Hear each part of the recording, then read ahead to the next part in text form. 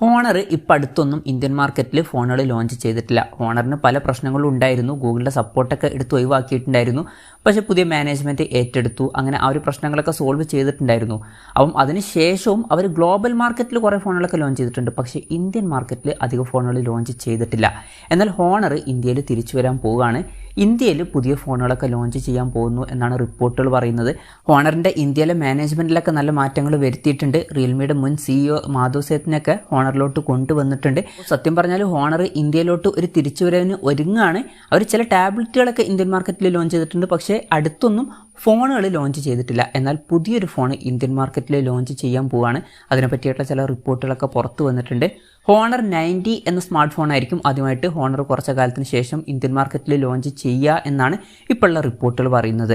ഈ ഒരു ഫോൺ മുമ്പ് ചൈനീസ് മാർക്കറ്റിലൊക്കെ ലോഞ്ച് ചെയ്തിട്ടുള്ള ഫോണാണ്. അപ്പോൾ ഫീച്ചേഴ്സിനെ പറ്റിയിട്ടുള്ള പല കാര്യങ്ങളും അറിയാൻ കഴിഞ്ഞിട്ടുണ്ട്. അതുപോലെ തന്നെ ഇന്ത്യയിലെ വിലയെ പറ്റിയിട്ടുള്ള ചില ന്യൂസുകൾ പുറത്തു വന്നിട്ടുണ്ട്. അതുപോലെ തന്നെ ഏകദേശം ലോഞ്ച് ടൈമിനെ കുറിച്ചുള്ള ചില ന്യൂസുകളും ഇപ്പം പുറത്ത് വന്നിട്ടുണ്ട്.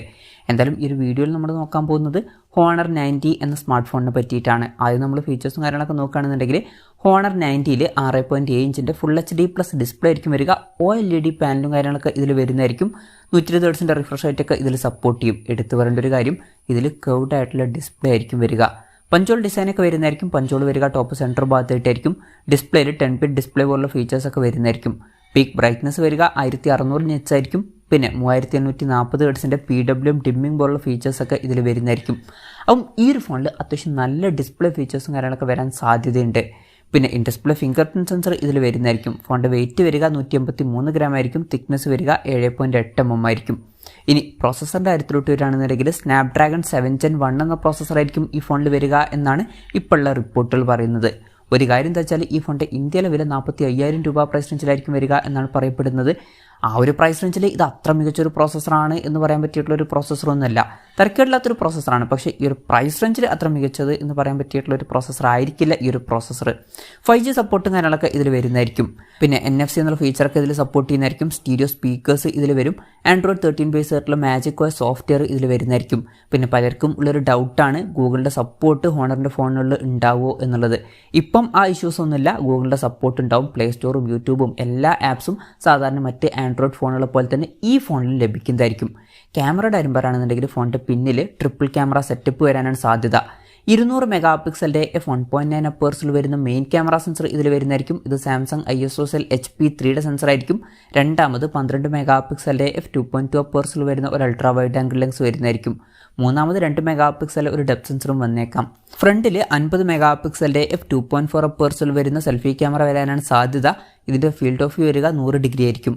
അപ്പം അത്യാവശ്യം തിരക്കേടില്ലാത്ത നല്ലൊരു ക്യാമറ സെറ്റപ്പൊക്കെ ഈ ഫോണിൽ വരാൻ സാധ്യതയുണ്ട്.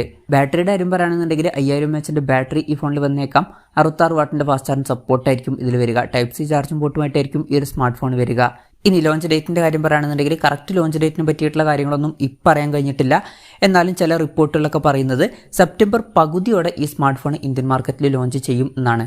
എന്തായാലും കറക്റ്റ് ലോഞ്ച് ഡേറ്റിനെ പറ്റിയിട്ടുള്ള ന്യൂസുകളൊക്കെ വരുമ്പം അതിനെ പറ്റിയിട്ടുള്ള വീഡിയോസൊക്കെ നമ്മൾ ചെയ്യുന്നതായിരിക്കും. അപ്പം അതുപോലുള്ള വീഡിയോസ് കാണാൻ താല്പര്യമുണ്ടെന്നുണ്ടെങ്കിൽ ഈ ചാനലും സബ്സ്ക്രൈബ് ചെയ്യാവുന്നതാണ്. വിലയുടെ കാര്യം പറയുകയാണെന്നുണ്ടെങ്കിൽ ചൈനീസ് മാർക്കറ്റിൽ ഏകദേശം 29,000 രൂപ പ്രൈസ് റേഞ്ചിലാണ് ഈ ഫോൺ ലോഞ്ച് ചെയ്തിട്ടുള്ളത്.